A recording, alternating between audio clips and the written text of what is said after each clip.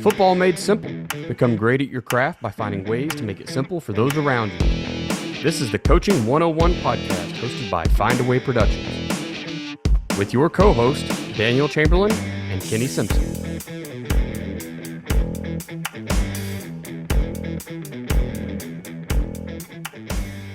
What's up, coaches? This is the Coaching 101 podcast. I am Daniel Chamberlain. That is Kenny Simpson. Coach, I put together this week's episode that we pushed out with Coach Chris Cole, and that opening line was pretty funny because we use AI to put the cameras together, and it definitely has him up instead of you.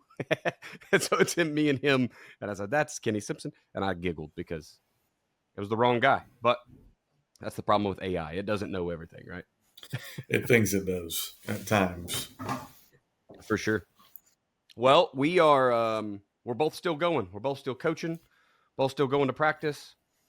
This is Tuesday of the second round of the playoffs for both of us, I believe. You guys are in the second round. And we're still doing it. So chasing that gateway of practicing on Thanksgiving.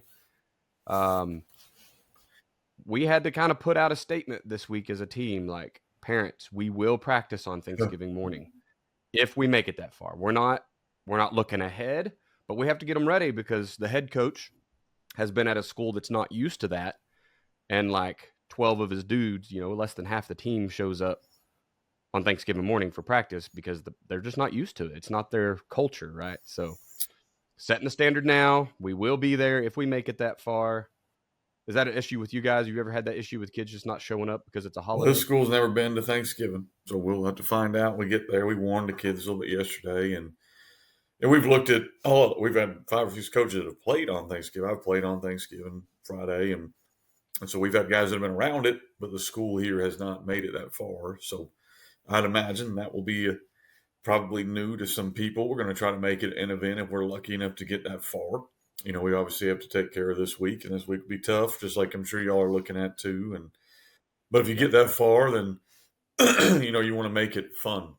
I want to make it fun. Yeah. We're off school all week, so we would probably do practices in the morning if we're fortunate enough to get there.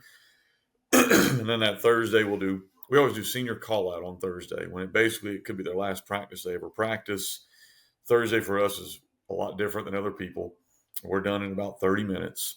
So it'll be a quick on and off at that point. We figure you better know what you're going to do anyway. And then we do an activity, big brother and little brother. So they're kind of paired up with a younger guy, and we'll do some kind of silly competition. We've been doing that for about the last 2 weeks. Then we do senior call out where we get up on the loudspeaker and announce the kid. It could be his last practice he ever goes through. So we'll do all that stuff if we're making on Thursday morning. Probably have some kind of coffee and let the community come out and watch and make it a fun kind of event. Because if you get that far, then you've had a good season, regardless of what happens then. But to me, I think you need to do something on that Thursday just so your kids are mentally prepared. But I don't think you need to eat to people's holidays. You can get them out of there by 8 a.m. I think, get them up, get them done, let them go enjoy Thanksgiving, because ultimately we are just coaching a game. I have to tell a funny story here about last year. So I've officially never been to a Thanksgiving practice, although the team I was on last year had Thanksgiving practice, because I didn't communicate very well. And so we had been afternoon practice all week. And then Thanksgiving morning, it switched to 8 a.m. to 9 a.m. or whatever it was, right? Get them back to their homes before noon, the big meal. Well, I didn't know. So I went hunting instead, right? I woke up at butt crack of dawn. I was out in a tree stand. And happened to be thumbing through Twitter and saw the head coach had posted a picture of the stadium, the sun coming up over the stadium. And I was like, that's weird. Why is he there already? So I was unlucky even. I didn't even get to kill a deer. And as I was headed back in, I saw all the Twitter and stuff, all the social media, practice was over. And I was like, that's fantastic. So my one chance to be at a Thanksgiving practice so far in my career came in year 4, and I didn't even go. So communication is very vital. You have to reach out and get those practice times. It is. I think our plan is like you're doing, and it'll be the same all week. You come in early, get it out of the way so you can have your time off with your family. Yeah, and I mean, if you're listening right now and you're still playing football, because this I'm sure is coming out after the end, then you've had a really really good year. And if you're listening right now and you didn't make it that far, I think that's a goal for everybody to go. I know a lot of the northeastern states, like up in Massachusetts, they always play a Thanksgiving game, which I think is really kind of a cool tradition. It's very different than what we're Yeah, used to. yeah. The way that football works around the nation is so different. But they all have their own challenges. I was watching. We have some guys from Montana in my little veterans chat group, and on Twitter, and they got snow like 3 weeks ago. Well, by the time this comes out, it was over a month and a half ago. And it's like, geez, like we can't even imagine it. We're just waiting for the heat to go away, and they've got to scrape the snow off the sideline or off the line, the yard lines, right? Yeah. So football's I different everywhere. ran Man. into a guy at church. I wish I could remember his name right now. I've been listening to our podcast out of Nashville. So shout out to him. Appreciate you finding me up there. I guess his son's going to Harding. So he was up there visiting his son. And, guys that are around here, feel free to reach out to Daniel or myself. And I think I've given a few of you guys kind of direct. Daniel always sets up our speakers. So if you're a guy who's listening here and you got a story to share, he was talking about how they got their most winning season in 16 years. It was really, really neat. He runs the gun tee as well. So it was kind of good to get to talk a little bit. If you're a guy who's had that kind of story or something you want to share, we're always looking for guys to come on and do a show. So reach out to Daniel if you're interested in doing that.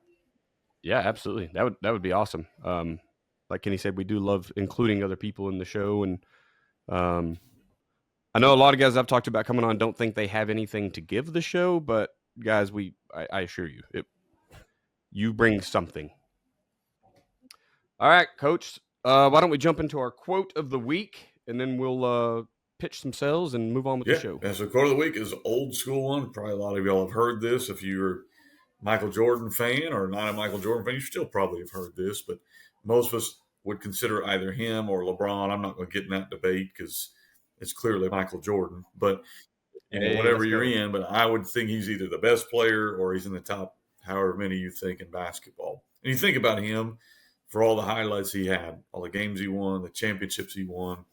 But one of his quotes that I like and we point out to our kids is this one.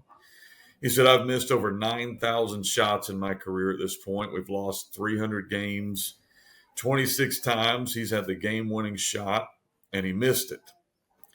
He's failed over and over and over again, and that is why in big moments he succeeds. It's something really big to kind of teach your kids. If you're still playing football right here, at some point, it's going to end.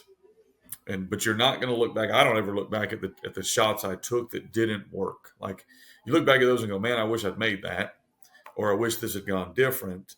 Most regrets when you get to my age are looking back at things that you never even tried. Like you wish you had at least put yourself in position to do something then. And we want to kind of confirm that with our kids. Hey, we're going to swing for the fences. And if you strike out, that's so be it. But I never want to look at the third strike. That's probably why I sucked at baseball. But I never want to look at the third strike. I always want to take the chance. And I think if you can get a team to buy into that, you may not win every game. You may not win a lot of games, but you'll always know your kids put themselves in position to try to win. And I think that's the first step to getting to winning is where you're not scared of losing. I think that's the biggest step. You're listening to this and your program has not done what you wanted it to do for whatever reason.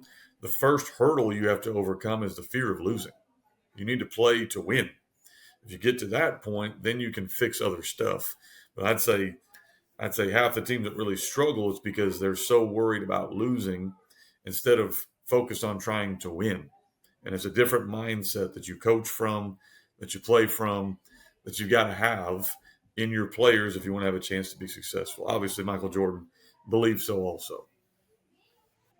I love it. That's a really hard one to get over, like especially if you're a young coach or first-time head coach or a program that hasn't been super successful, right? That fear of losing, and because we talk about it a lot on here, is like you eventually got to win games, no matter how good of a guy you are or what you're teaching kids. The admin still wants wins, and sometimes you can kind of get that fear of that failure and don't take the shots.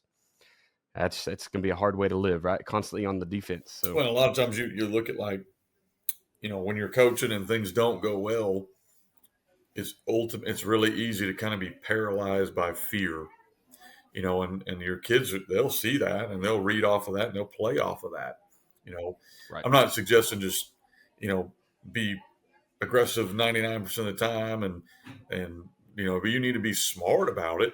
But I do think there are times that as coaches we need to go ahead and be more aggressive in what we're doing. I think those guys tend to be more successful in the long term because their kids buy off of that or they get feed off of that. Yep, for sure. Sweet, Coach. Well, why don't you share some ways that we can simplify football for our staff and our players? What's up, coaches? I want to talk to you for just a few moments about your program. The longer I'm in this profession, the more I understand that efficiency is truly the name of the game. You're talking offense, defense, doesn't matter, right? Eventually, you're going to come down to checking out your efficiency. So I have to ask you, are you doing everything in your program the most efficient way, right? Are you fundraising the most efficient way? Are you representing your players and your program to the public in the best way? Are you planning to build the facilities the most efficient way? If you answered no to any of those, or really even if you answered yes to all of them, and you haven't contacted Mark Bridges at Ace Sports, you're missing a key step. So look, Mark and his team, they are the go-to group for video board and scoreboard installations for your school. They're not just football either. Mark can help you mock up your newest video board for your that new stadium or maybe even your old stadium, right? That's where Mark and the guys come in. And we're not just buying a flashy thing, right? Yes, it's nice. It's pretty neat to have that big scoreboard, that big video board, but you're also, you're investing back into that program. You're investing into that newest fundraiser. Sure, you can keep selling your discount cards, your beef jerky, hosting pie auctions, whatever it is that you like to do. But let's just be honest with ourselves, guys. We're not making enough money for those big ticket items. For the big ticket items like turf, an indoor facility, that's where you need a big ticket item fundraiser. That's what Ace Sports is offering you today. Guys, I've talked to Mark several times now, right? And it always comes down to big school, small school. Right? Well, of course, the big schools can afford that new video board, but the small schools really can't. It's just not true anymore, man. Your school isn't too small, and I promise. Okay, 1A, 2A schools, it doesn't matter. Mark and the guys, they're helping them out. Contact Mark today at mark.bridges@acesports.com and let him come give you a quote. Let him show you and your administration the plan. Not really, it's the cheat code, right? Let him show you the cheat code that is fundraising with Ace Sports video boards. Tell him Daniel sent you.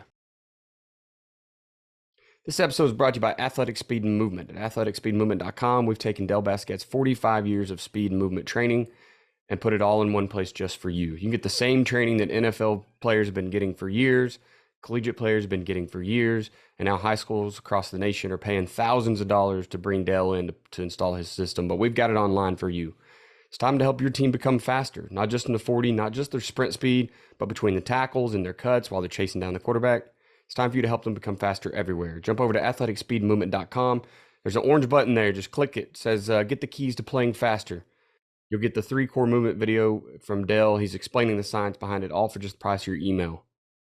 Check it out, athleticspeedmovement.com. Coaching 101 podcast is sponsored by Findaway Productions. Findaway Productions also sponsors fbcoachsimpson.com for all your coaching needs with over 30 coaching materials, books, as well as 50 PowerPoints and videos and smaller materials and the free magazine headsets. Findaway Productions also sponsors offensivecoordinatoracademy.com, all things offense, and defensivecoordinatoracademy.com, all things defense. Sweet, Coach. Appreciate that. Hey, first thing I want to bring up here is the Gun T clinics. I know you've got a bunch of dates this year. I'm going to jump into Boston one and try to go up there and act like I know what I'm doing, talk some football. But you're all over the nation this year, right? Yeah, we got 9 different places, and they're going to hit quick. I'm still in football seasons. I've got an idea what I'm going to do in the clinics. I know I'm going to do some new stuff, which is a lot of guys have asked about. Hey, we want some new stuff. We don't want to hear the same stuff every year, so we're going to have some new sessions. We're bringing in guys like Daniel and other people to kind of bring some variety to the clinic as well. But we're doing 9 different places.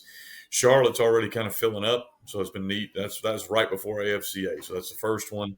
Right. Then we got them going on in Texas, Arkansas, Alabama, kind of covering the Southeast. We're going out to Phoenix, Seattle, Boston, like Daniel mentioned, and then Milwaukee as well, and Ohio. So they're all over the place. Shouldn't be a reason a guy can't attend. And then we're running, if you're listening to this, you've got about 2 or 3 more days till the prices have to go up. So if you want to go now and book it, I would probably recommend you do so. All that stuff's found over at fbcoachsimpson.com. You can email me if you need me to do a school purchase order. I know a lot of times schools will cover clinics, and we can obviously work with that. Awesome. New book just came out. Is it 6.0? And I saw a lot of questions on Facebook and Twitter and stuff about like, Coach, this is the 6th edition. Where do I start? If I'm trying to install this system, so where do we start? Do we pick this new one up? Do we go back to book Go back to one? book one. Does it Yeah, matter? book one is the original playbook. And so that's the first one that's going to have all our basis, our terminology, what we're looking for. And then each edition after that, 3.0, 4.0, 5, those are all basically evolutions in the offense. So I put a thing on Twitter. I think it's got a ton of views. And of course, my son is smoking a DN. So that's why one of the reasons he wanted me to put it out. But we're running GT Of course. now with a split zone look, and we're able to RPO off of that. We're running speed option now and triple option now, and that's all new. So that's in the 6.0. So basically, the 6.0 is going to have the new evolutions that we're doing. But if you're new to the gun tee, you want to start in the 1.0, which is where we talk about buck, how we run our belly, how we run our counter, all the traditional building blocks, and then each building block moves up. 6.0 though does have all of our stuff we put in this season, which is new RPOs, new formations, a few new run plays, and a couple wrinkles in our passing game. Awesome. Love it. Quickly, we'll talk about Headsets Magazine. If you haven't read any of the Headsets magazines, jump over to fbcoachsimpson.com/headsets. I'm almost certain, that could be wrong. Maybe there's an S, maybe there isn't. That'll get you. I wrote 6 articles last year. 6 different magazines came out just last year, but there's 4 years of that now, right? So this will be the 5th year, starting up here in the spring. These are just articles for coaches that are written by other coaches. So it's not, professional sports writers out here trying to teach you a thing. It's guys that are actually in the trenches doing a thing, and they're going to teach you how they do it through a magazine. I think it's a really neat place to just put down what you know in writing, right? And get it out there and let other guys learn. So if you haven't read Headsets Magazine, get over to that. Yeah. And then, of course, I want to talk about I my. was going to say Go ahead, 100% Coach. free too. So if you're on here listening, you want some free football, I get hit up all the time. Coach, I need free stuff. Well, YouTube's free. Headsets is free. And Headsets got everything you can imagine. Daniel did a good job on leadership. So that stuff's in there. But there's also like how to down block. We have a whole special teams guy that did a whole 6-series articles on kickoff return and kickoff and punt. We had several offensive line guys come in there and talk about how they do things. Defensive scouting.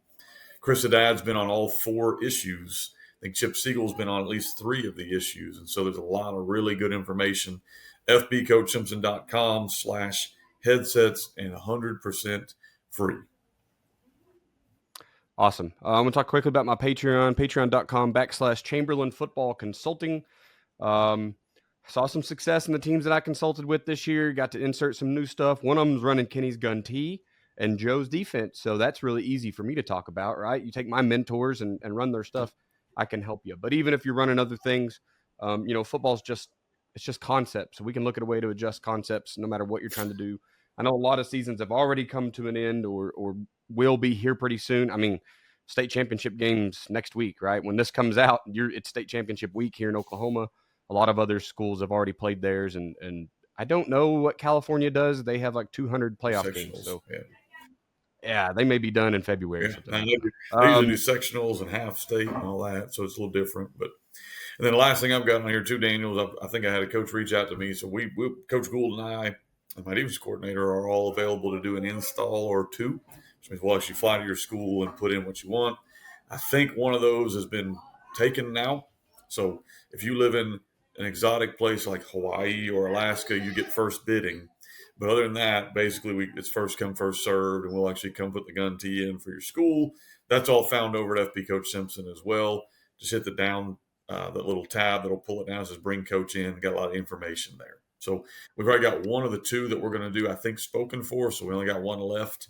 If you're interested in bringing us in, putting in either the defense or the offense, or this guy's wanted us to do both, which I'm kind of excited about, then that's available. That'll be fun. Awesome. All right, Coach, well, let's jump into it here, man. So we're talking defensive game planning. For those of y'all listening, I know it's late in the season, but the podcast will be out forever. So next year, if you're looking at defensive game planning, you can come back to this one.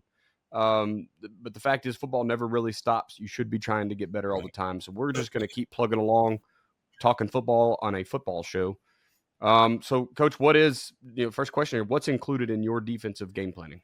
It's pretty thorough. I've got a really good defensive coordinator. I've grew up as a defensive coordinator before. And so, in my opinion, when you get to the weekends, the guy that has the hardest job, other than the head coach, is actually the defensive coordinator.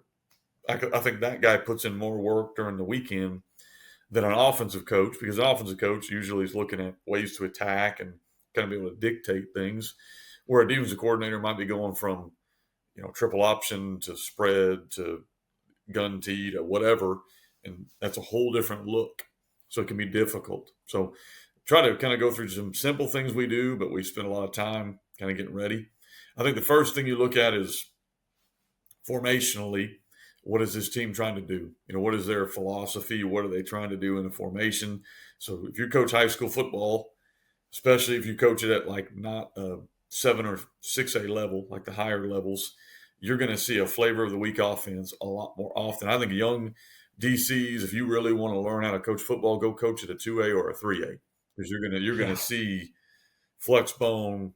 We saw dead T first round of the playoffs, spread, multiple. You're going to see it all. Where if you're coaching at the collegiate level or an upper level high school, it's spread every week. And so it's not as hard. But the first thing we're looking at is formationally, what are they trying to do? How are they handling their formations? And then we want to try to keep that simple by putting it into what I call buckets. So we're playing a team this week that runs, I would call them multiple, but they are mainly spread. They have a red zone package that's under center, but most of the time they're in the shotgun. But they'll go from 10 personnel to 20 personnel to 21 personnel, and then they're going to bring guys in. So we want to put this stuff into buckets for our kids. They'll run bunch trips, spread trips, trips out of empty, a lot of stuff. To me, if you try to print out that huddle report and go through every single formation with your kids, especially now we have 11 weeks worth of film on these guys, you're not going to be able to do that. So you've got to give them simple rules. This is trips. Here's how we're going to handle trips. Maybe a couple ways if they're going to run it a lot. You always want to have a couple different things you can do. Here's a single. If you get a single, here's the 2 or 3 looks we're going to give a single receiver in our coverage. Here's a tight end surface or an H-back surface. Here's how we're going to try to handle that and put them into these buckets. And you hope that now that when they run, okay, they have a tight end with trips, well, we don't have to show that all the time because we're handling tight end like this, we're handling trips like this, we're handling bunch like that. It's always easier if you can put it into buckets. The next thing off of that, in my opinion, is personnel. Who's getting the ball and who do we have to stop? I think that's the easiest thing you can do for your kids. These are their best 2 players or their best player, or this is the guy that they're trying to beat us with. That should go into how we're going to handle formations. All right, trips. If this kid's in the trips, who's their best player? Well, that guy is. So how do we want to probably roll our coverage? Well, to stop that guy. So that makes it a lot easier for your kids because you're going to get, we anticipate seeing a formation we have not seen. Right. But if we know, here's how we handle trips versions and here's their best player, that should hopefully, if we've driven it in our kids' heads all week long, allow us to handle crap. We haven't seen this all week, but we know this is their best guy, and we know this is how we handle this formation. We know we got to stop this guy. So that's how we try to do our buckets. Empties, trips, singles, twins, bunch, wide, whatever it is. Put them into buckets, and then include these are the guys we have to stop. Don't forget, ultimately, an offense is simply using formations to get the guy they want in a great position. So don't let them Right. do that. Third thing we're going to look at, down and distance. Offensive coordinators have tells, and down and distance usually is one of those. What do they want to do on first down? What do they want to do on those second and obviouses, like second and short? Are they taking the shots? Second and long, are they running screen or draw? What are they trying to do in those situations? And most offensive coordinators' biggest tendency is on third down. Like that's where the biggest tendencies tend to show up. I know mine do. What are we trying to accomplish on third down? Are they throwing it right to the sticks? Who's getting the ball? Those are the things that will show up most on third down, but you got to get them into third down first. So That's understanding right. what first down looks like and second down looks like can help you get into that. So down and distance chart, those tend to be glaringly obvious after you've watched enough film, especially on third downs. Problems they're going to present is fourth.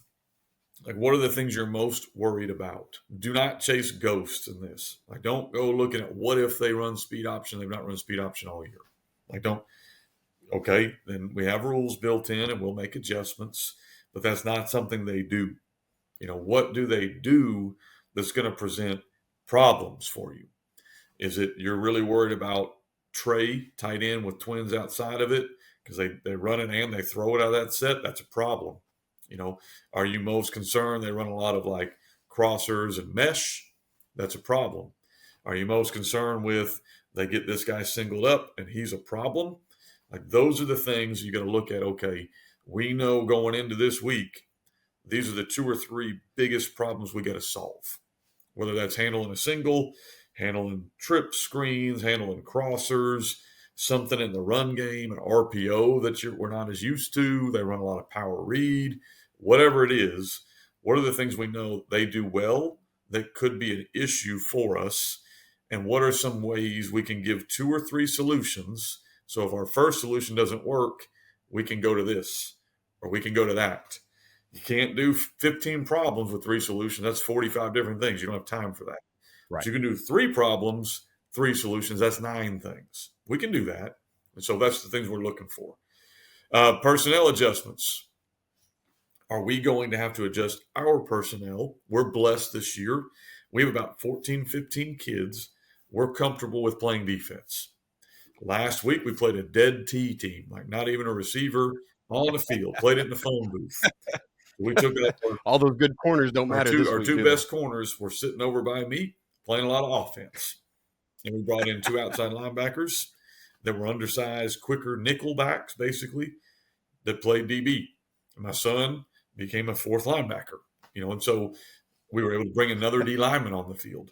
So, you may not have that, but you may have other things you've got to deal with, like, crap, this guy's a stud. We better follow him around with this guy, and so it could be those kind of personnel adjustments. It could be we need bigger D linemen this week, so we're going to do these adjustments. It could be that you can't personnel adjust, but we're going to go from a 3 front to sliding into our 4 front a lot.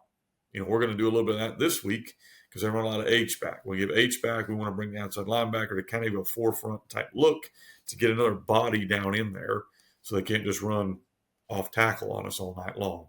So it could be those things. Coverage looks.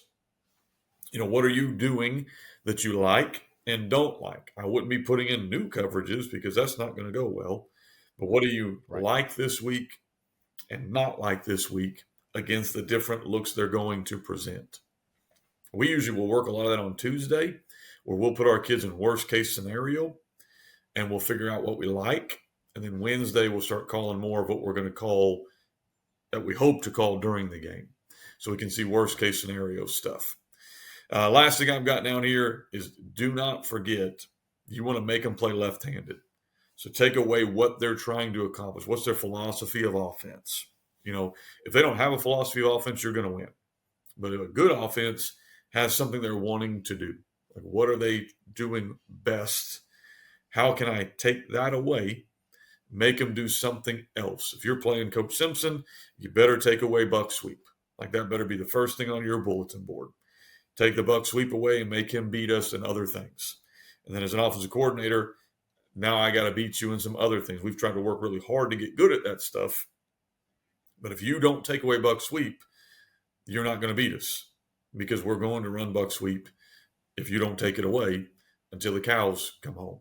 And we're not going to stop. Right. If they run mesh, you better take that away. If they run inside or outside zone or power read or whatever that is, you better take that away and make them beat you other places. And this is where you get into the coverage stuff. If they're a big screen team, take it away. You're not throwing screens. You're going to beat us throwing verticals, but you're not going to beat us throwing screens. And it's the opposite. If they're a vertical team, take that away. Make them beat you somewhere else. Make them beat you left-handed with their second or third best players. That's about all you can do as a DC. If you do that, Absolutely. you've done a good job.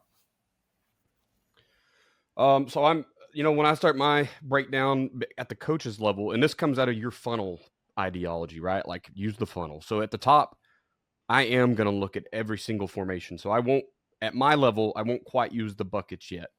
We break down every formation very precisely. And I bought Cody Alexander, he's been on the show a couple times, his breaking down your offensive opponent. And I'm looking at every single formation as a single creature.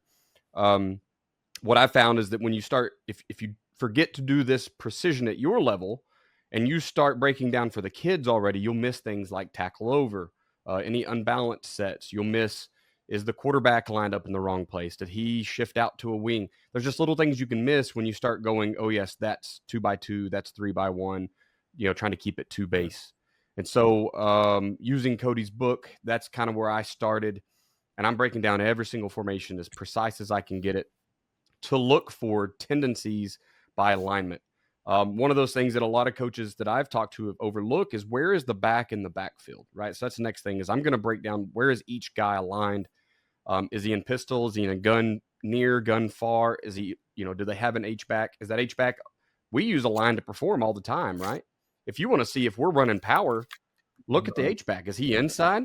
He's got to be inside to get that kick out, right? But if we're running counter, he may be outside just to widen that backside end, and then he knows he's crossing the formation anyway. So, those are tendencies that if you broke us down like that, you're going to find it. But if you just look at, hey, that's 11P, 2x2 or 3x1, you may not ever find that tendency. So that's what we want to look at. I've even looked at like depth of the running back by, compared to the quarterback. Some guys will keep him a little bit deeper if he's going to, stay on his side, and he gets a little shallow if he's going to cross the quarterback's face, or pass and run differences. Tons of tendencies you can break down just by knowing where kids align, especially with that tackle over unbalanced stuff. And then, which wide receivers are on or off. You talked about trips as trips. That is true, but we're playing a team this week that they're going to align that wide receiver on or off the ball based on what they're trying to do, right? And so we all do it.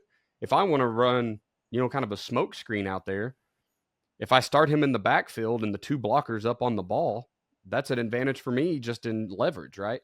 But if I want him to run a vertical, I probably don't want him starting 2 yards behind the line of scrimmage. That would, that would change the timing on the throw. He's got to run further, et cetera, et cetera. So we want to get real precise in what we're looking at formation wise to get those tendencies. And then we use that funnel. Now we start putting in the buckets.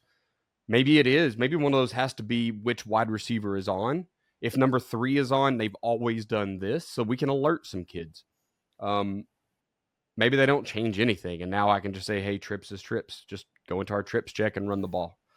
So we'll, that's kind of how we want to get started with that. Second question here, Coach. So how do you keep it simple for your team? And I know we've both kind of already ventured into this question, but what are some ways that you're doing that? Yeah, I mean, I think your defensive coordinator is going to know all that information, but then he has to even make it simple for himself to call a defense. You can't be out there just, you got to keep it real simple. Here's what I want to call against this and this and this. But for your kids, it's got to be way more simple than that. You have some kids that, I'll be honest, I don't know if we give them much of the game plan. We give them some simple things like, we're going to just listen for the call. We want to be flat down the line this week, or we want to play on a team that runs a little power read this week, so we're going to hit the mesh point. So they know that. Our D linemen know that. They don't really know much else because the guys making the calls are going to be the linebackers because, we got one or two of them that are pretty sharp. So some of our kids, we don't really even give a ton of game plan. We just talk about who they're going against. They watch the film. They kind of see. But we're not going to ask them to know a lot because it's just not who they are or what they're really capable of knowing. So they may work different drills that are working the technique of what we want to work. But as far as overall game plan, they don't get a lot. I think your smarter kids, you can give 2 or 3 adjustments. I think 2 or 3 is probably about max for a kid to play fast. Now, we give every kid a key. So that's the number one thing we're looking for is who are they looking at? If you're a box player, inside linebacker, outside linebacker, maybe even a roll down safety, who are you looking at? And so every one of them has a key. That could be a guard. That could be cross keying the running backs. That could be keying the H back. That could be whatever it is, and it may change week to week. So all of them have to know that. But then we're going to have 2 or 3 adjustments we may make based off of some of the things that Daniel might have even said. Hey, you're at safety. If you get the H-back cheated outside, that's outside of zone or whatever it's going to be. We want to call this. If he's cheated inside, that's power. We want to call this. That would be an adjustment that kid would get. If we see H-back to the twins, we want to call this. We call those automatics. Like if you see this, we're calling this. And it could be a roll coverage. It could be a front. It could be whatever. So we're going to have about 2 to 3 automatics on your biggest things that you do. So not either it's something you do all the time, or it's something we're 90% sure what's coming. That could be bunch trips. We're going to get stunning off the edge, rolling the safety down because they get in bunch trips. They're either going to run smash route, we want to sack him, or they're running outside run and they're just trying to crack down and hit the edge. So that's what we're seeing this week. So we're going to roll outside backer down. He's coming. Safety's down to fit it. Other corner and our backside safety are playing the pass. Like that's an automatic we have this week for bunch trips. Okay. So that's something we can handle. But we're not going to give 20 of those. We're going to give 2 or 3 of those to keep it really simple for our kids. So where do their eyes go? What's their key? What are their 2 or 3 automatics? That's what we're looking for. And again, we're going to probably give that to what I would call our smarter guys. And I put that in quotation marks on the little sheet, Daniel, I've got, because smarter doesn't necessarily mean smarter. Football smart and real person smart is not always the same. I don't know if y'all have coached long enough to know that. We got kids with IEPs that are the smartest football players we have, and kids that are 32 ACTs that we don't give a lot to. It's not always that way, but you know the kids you can they have a feel for it, they can handle it. And you know the kids that if you give them too much, they're going to freeze and not play well.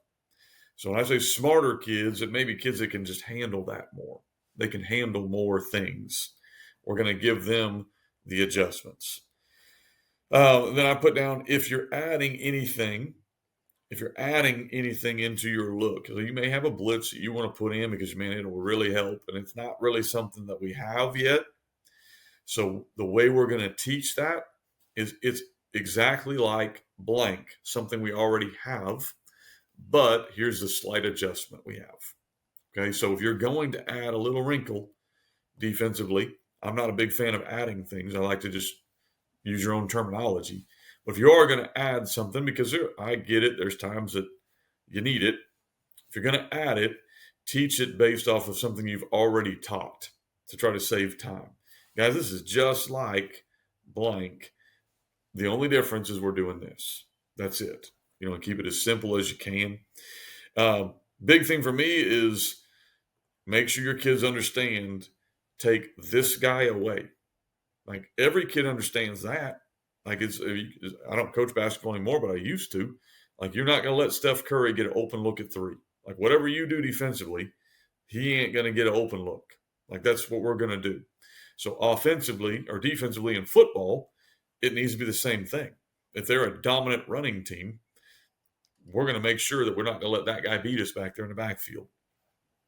If they're a team that they got one stud and he's going to move around a lot, we need to know as a unit, where is that guy? Our kids will point it out. Where's 8? Bam, there he is. Where's 2? There he is. We need to know where that guy is so that whatever we've called, we don't call it and turn that guy loose. So we might have called an outside linebacker blitz. And all of a sudden, they move their running back out there into his space. Well, let's think about this logically. Who's their best player? That guy. Do we want to blitz away from that guy? Nope. So now we've taught our kids, stop that guy. Like that is the guy. Stop him. And we're not make somebody else beat us. And then I've learned that's probably the simplest way to teach your kids stuff. Is you have automatics, you got formation checks, you got all this different stuff. Who do we want to stop? Him. Okay. Now let's think about the situation. If we want to stop that guy and it's 3rd and 7. Where do you think he's probably going to go? He's probably going to run to the sticks and turn around. So make sure we got him covered. So that's simple ways to teach stuff and keep it really easy for your kids. one of the benefits to being at multiple schools like I have been, right? I've gotten to move around a little bit and work with some different coaches. Is there's several ways to coach defense, and my traditional way was let the safeties call the defense, right? I'm going to give you, like Kenny talked about, these buckets. I'm going to give you these looks, and this is what we want to check to, because I might call something from the sideline, and then it doesn't make sense when the team comes out, when the offensive team comes out.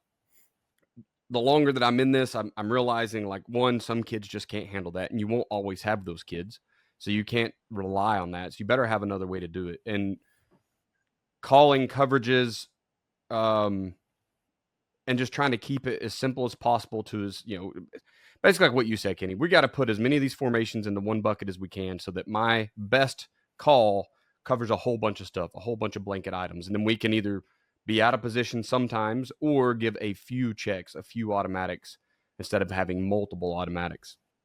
And I think that seeing that work, both have worked. So I think that's really neat. So I don't think you're wrong either way that you do it. You just got to fit it to your kids, right? And so when you talk simplicity, as long as your system can do it, I think that you stay within your system, right? Don't take kids way into some other world. You don't want to change fronts this late in the season, especially, but really anytime.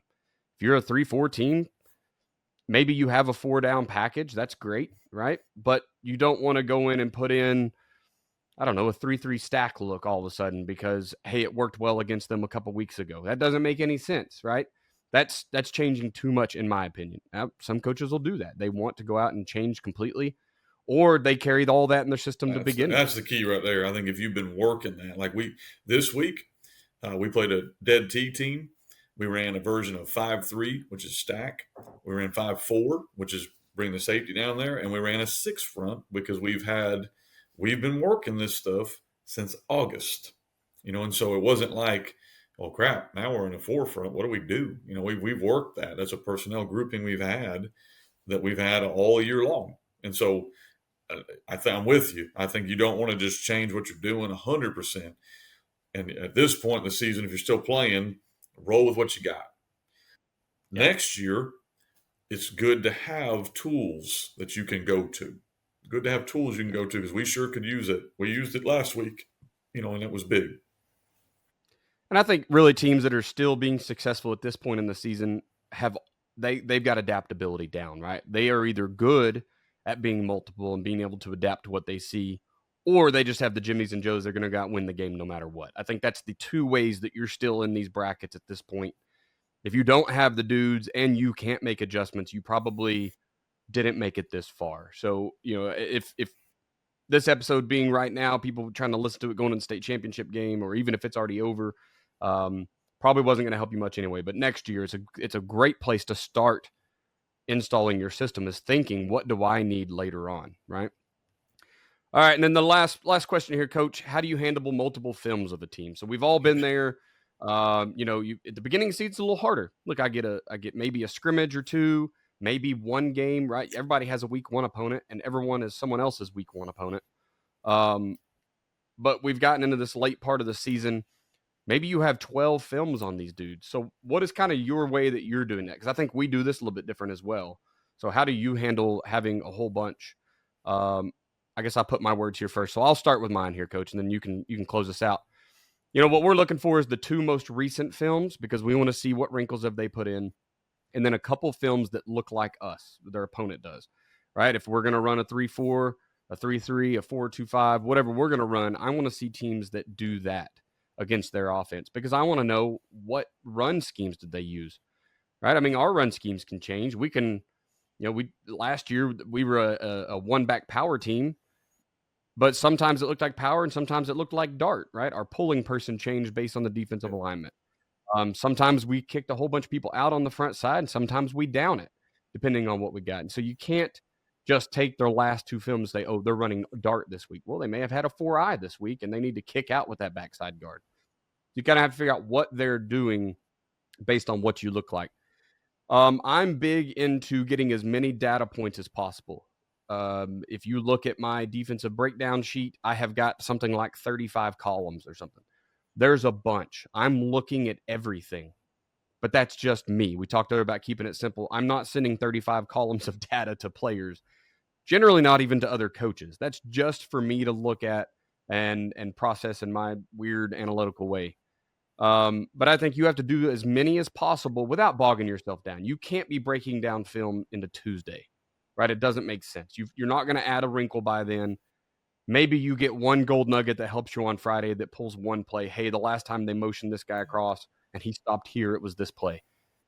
But if one play beats you, you probably need to have worked on the rest of the stuff anyway all week, right? So I think as many data points as you can possibly get without bogging yourself down into the week. And then focus on situational football. The good games this year that we've had that were close or competitive or that we ran away with generally were won and lost in situational football, right? It's a third down and long. It's a, hey, when they get long, we know they like a comeback route. Whatever that is, we know that when this personnel grouping comes on, they want these dudes to be touching the ball. They get inside the 20, it's their jumbo package. Whatever that situational football is, that's where you're going to win and lose the game. I saw a quote on probably Twitter, Facebook, whatever, a couple weeks ago that said there's 4 to 5 plays within a game that really win or lose the game. The rest is just ball. Those 4 or 5, if you win or lose that down, that play, that can decide, that can determine whether you win or lose that football game. And I think that's true. And it's always situational. Can we get that third down stop? Can we fourth down, right? I saw somewhere this week, somebody, it was might be a pro team. I can't remember, NCAA converted like a 4th and 18, right? And they go on and win the game because that's what they needed to win the game. It came down to that play. Can you get that stop? So I think if you understand what they're doing when the pressure's on, let your base handle the rest of it. You take that away by focusing on situational football and putting your key pieces where they need to be. You talked about earlier, third down, get to the sticks, right? Just don't give them those easy conversions. I believe that's kind of where football is won. Yeah, absolutely. I mean, I'm a Dolphin fan, and I think we've got good coaches. So I want to go ahead and say that up front. I'm not a guy that's going to bash NFL coaches. They're way smarter than I am. That being said, we played the Raiders, and we decided to let Brock Bowers just feast on our safeties. Like, I felt like, man, that might have been an adjustment there. We got a guy named Jalen Ramsey. Why don't we just stick him on that guy, But anyway, like Daniel mentioned, that's those situational things of can you get off of the field. But here's how we handle multiple films. First, if we've played them before, we're going to look at that. If we played them before and it's the same OC and we have the same DC, you can imagine he's going to attack you in similar ways. So if that's an option, that's something I would watch. Like, what did they do? What did this offensive coordinator do with relatively similar players? Because probably a lot of them are still there. What did he do to attack you? Daniel mentioned it. Against the 3 front, which we are, maybe they pull the tackle and not their guard. So that needs to change our key. So there's different things you can do to kind of see what they did if you watch last year's film. He already mentioned watching similar teams, of course. Now, I think, of course, you want to watch a team that runs the same type of front that you do. We would also look at teams that gave them problems. Like, what games did they have that they had problems? Was that team just dominant and that doesn't help us any? Or was that team doing some things to give them some problems? And then that's some notes we can kind of take off of that. Obviously, the most recent games matter the most because they may have had injuries. Everyone evolves as an offense. So we want to watch those games. We want to watch high pressure games. So if I've got film of you and it was a close game, we're going to watch that one very intently because that game was a game you had to win that came down to the wire, and you're going to have to show your true colors as an OC in those moments. Anybody up 20 or down 20 can call a trick play. Are you going to call it in the fourth quarter of a 1-score game? Or are you going to be conservative in those moments? When your season is on the line, who has the ball? Who are you trying to get the ball to? When you got to have it or your season is over. Those are the guys that we're going to try to stop because whether we think they're your best player or not, you think they're your best player. So we're going to stop that guy. We're going to take that away. So we're going to look at that stuff. I've been big on trying to figure out, like Daniel mentioned, tendencies. And I think you find that in those close games. Like, I wouldn't print off a huddle report of 12 games and think you're going to get a great third down tendency. You're not, because they might be playing games they're down 20, they're up 20, different kids are playing. We want to kind of strategically pick what are they doing in those close games. That's the huddle reports we want. Like that's your true colors. So if you are fortunate to still be playing, you got 12 films on this team. We're going to click through every game. We're going to watch them all because you do want to see, okay, now they have a little package here we didn't know they had, or here's a trick play they've shown on film. We want to make sure we kind of cover that stuff. We want to look for general tendencies on those films. Like the team we're playing this week, every first drive, they're coming out in something they've not put on film. I don't know if he watches NCAA or what, but he comes out every first drive is something that you've not seen on film. So we can prepare for that. Maybe you're coming out after a turnover every time you're taking a shot. Those are tendencies you can pick up by watching all the games. But as far as third down tendencies, we're going to just focus on the close games. Like those are the games we're going to focus on, the close games, red zone on the close games. You really want to find out what a team's made of. Look at third and goals and fourth and goals. What are they doing? What are they doing in those moments? And those are the things you're going to have to stop. So that's kind of how we would handle 12 films or 10 films or 8 films or whatever you've got. Watch them all to get the general tendencies of the personality of the guy you're playing. Focus on the ones that are similar to you, or if you have your old film, and then get your tendencies off of the closest games. That's how I would recommend you kind of break down the films. So, freestyle here for a minute. Do you go back to last year's games? Like I've kind of made it a point that I don't, because kids change, kids evolve. I mean, even if the same kid is there, he's a year stronger, a year bigger, a year faster. We're not watching that for personnel. Like I'm not watching that to go, oh, this kid sucks or he's good. I'm not watching that. I'm watching strategically, how are they using formations to attack us? And then, of course, I coach offense. What formations did I run that gave them issues? How did they make adjustments? So I think if the coach is the same, the chess pieces might be different, but they're going to be in the same area. So we're using last year's film a lot more for if it's the same guy. Like we're playing a team this week we've played in the past, but last year they were flex bone and they got a new coach. That does us zero good. But defensively, it's the same defensive coordinator.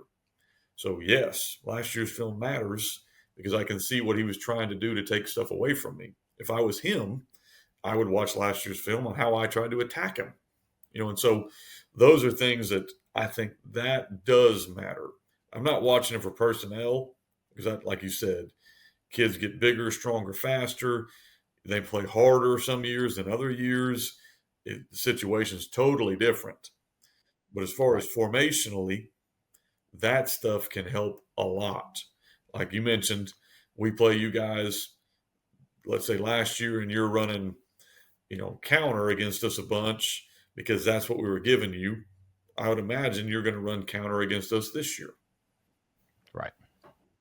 We actually won a game early in the season by knowing where a DC struggled in the formation that gave him fits, and so we just lived in it. Like, you're either going to solve this problem today or we're going to go on and take this game. And that's what we did, right? You just go win the game. So that was a good one. Awesome, Coach. Appreciate it, man. I think we've checked all the boxes here today. So let's jump into our last part here, and that's what not to do as a coach. Biggest thing after doing all this stuff we just talked about is don't overload yourself. Like, don't overload yourself. Don't overload your kids. Figure out what a team is trying to do. Figure out who their best guys are and keep it as simple as you can. I've watched too many coaches that sometimes we look at formations and the game is played on a whiteboard, and so that's how we're playing the game. That's not how the game really is played. Like the game is really played by who's their best guys. Can we take that guy away? Even if it doesn't look great on a whiteboard, is it taking away what they're trying to do? We're going to go with that. Like this week, now, my boards here next week when we talk, remind me about this. They're going to run twins, or we're going to run a roll cover 3 into it. I said, what if they run double verticals? And our DC said, we got 12 films, they ain't done it yet. This is what they're doing, so let's take it away. So that's what we're doing. That doesn't look great on a whiteboard because I'm like, golly, they're running double vert, so you're in trouble. But that's not what they've shown. So we're going to take away their best player with this coverage. And so I think that's where you have to play the game is how are we stopping what they're doing? We can't be unsound, but we need to stop what they're trying to do. And honestly, you may have to be an unsound if the talent difference is significant enough. If it's significant enough, be as unsound as you want to be and take away what they're doing. Make them beat you somewhere else. But like, don't sit there and watch them beat you running their base stuff. Absolutely. Perfect. All right, man. We'll get out of here. Talk about these sponsors one last time. Ace Sports. If you haven't talked to Mark or Ryan, do so. Right. That's the guys to go to for video boards. I know there's other companies out there. There's other companies out there with big promises. But just in the short time I've been working with them, I've watched those promises not come through. Okay, there's a lot of people that they're gonna get you. Fairly local team. I watched their video board went up, but the company that did it got all of their ad money for like 5 years. That could be hundreds of thousands of dollars they're putting in their pocket because you didn't want to take that initial payment up front. So just be careful who you get in bed with. I can promise you Mark and Ryan over at A Sports are not going to hurt your program. They're there for you. They're there to help you. So if you're looking to get a video board, get with those guys. Also talk about my Patreon, patreon.com/Chamberlain Football Consulting. Got all the stuff over at fbcoachsimpson.com. Look, guys, there's a ton of free stuff. There's stuff to download right now. You can use this week. Of course, the stuff you can purchase. The Gun T system is over there. Headsets, magazines. The list goes on and on and on and on. If you're looking for those clinic dates, that's where you're going to go. Okay, you can find all the clinics there on fbcoachsimpson.com.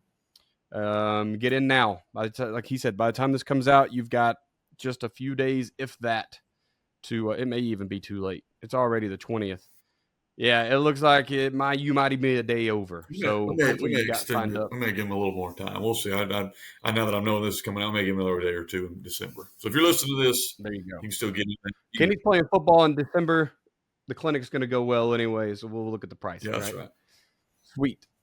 Well, Coach, let's look at social media here. I'm at Coach Chambo OK on Twitter /X. If you're watching on Facebook, you already know I'm there. If not, you can follow me there. You can email me at chamberlainfootballconsulting@gmail.com. And I also have a website, chamberlainfootballconsulting.com. It's still in its baby stages, so you can go over there and watch the podcast or listen to the podcasts. There's not really much else there yet. And, of course, my Patreon and YouTube, which are both in their infancy stages. Where can we find you at, Coach? All things FB Coach Simpson. So at Twitter, X at FB Coach Simpson.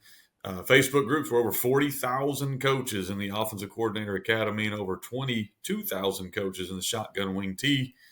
Defensive Coordinator Academy has 26,000 coaches. So there's lots of guys to connect with that you can put questions in there, get videos out of there. All that's free. That's all free stuff over in the Facebook groups. And it's good stuff. I'd recommend you go over there. Then, of course, fbcoachsimpson.com is where Daniel's already mentioned all the stuff you can imagine.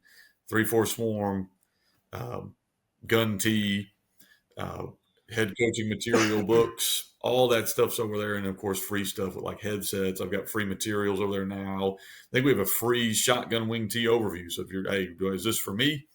It's a free PowerPoint. Go over there and see. Because I've gotten into this business now to work with coaches and help them. If what I can do is not going to help them, I don't want to take anybody's money, But if it can help them, shoot, I got to pay for my daughter and my son pretty soon to go to college, so I don't mind taking a little bit. There we go. Awesome, Coach. The podcast on Twitter /X is at Coaching101pod. I want to thank you for being a listener to the Coaching 101 podcast. We hope you join us next week as we continue to make the complex more simple. Please consider subscribing to the show so you'll always know when new episodes are out. It's time to start leaving reviews. So please, if you do watch this live or you listen to it somewhere that's not Spotify or Apple Podcasts, jump over there, give us a review. If you're listening on one of those, of course, leave us a review there. We'd love to have 5 stars or thumbs up or whatever the things are today, just so we can help share the message. We'll leave you with this. It's hard to beat someone who never gives up. No matter the situation, find a way.